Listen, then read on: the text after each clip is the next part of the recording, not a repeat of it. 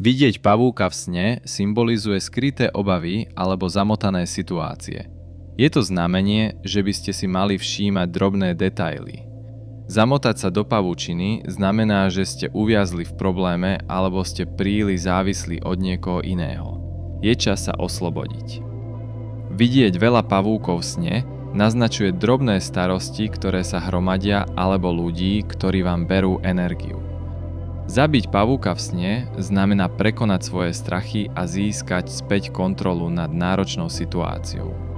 Obrovský pavúk v sne predstavuje hlboké obavy alebo veľkú výzvu, ktorá si vyžaduje vašu plnú pozornosť.